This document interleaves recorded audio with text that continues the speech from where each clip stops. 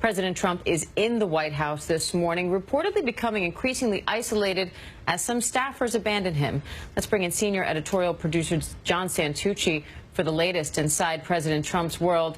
John, good morning. What is going on with the president and his closest allies inside the White House right now?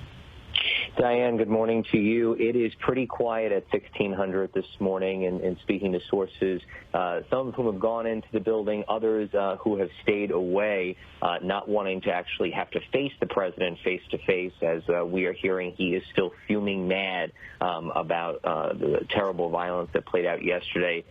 In some ways, Diane, this is a scene that, in the worst case scenario, some people close to the president said it would end with some type of horror, but never to the stretch of where we are. In the last several weeks, we have seen several top aides, close allies of the president, depart. Our sources are telling us that within the next couple hours, we could be looking at more resignations. Just overnight, we have seen 4 White House officials depart, one of whom, Melania Trump's chief of staff, Stephanie Grisham, had been with the First Family since 2015, one of the most loyal people, serving at one point over the course of the Trump administration as White House press secretary.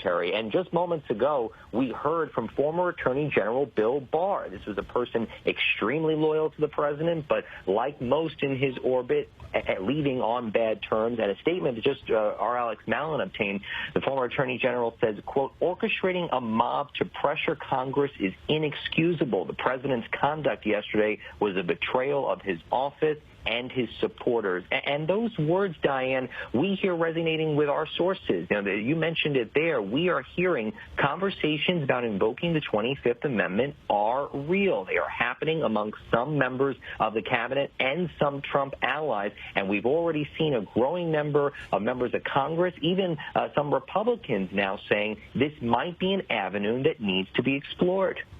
And Santucci, on that note, I've heard from a lot of people, just anecdotally, just people asking me on Twitter and in person, what happens now? How does he govern for the next 2 weeks before Inauguration Day, given the events that happened? And I'm curious, because President Trump is now suspended from his social media. But this morning, his aide, Dan Scavino, did tweet out a statement saying the president is committed to a, quote, orderly transition. What do you make of that? Well, as one person who called me last night, Diane, to tell me that statement was coming, and it was the following. He's going to release a statement. It will make crystal clear that this will be an orderly transition of power, but who's to say what Donald Trump will actually say after that statement is out? Now, we've obviously lost Donald Trump's megaphone. The Twitter account is turned off for at least another couple of hours. You mentioned Facebook and Instagram. He's permanently thrown off there for the next 2 weeks.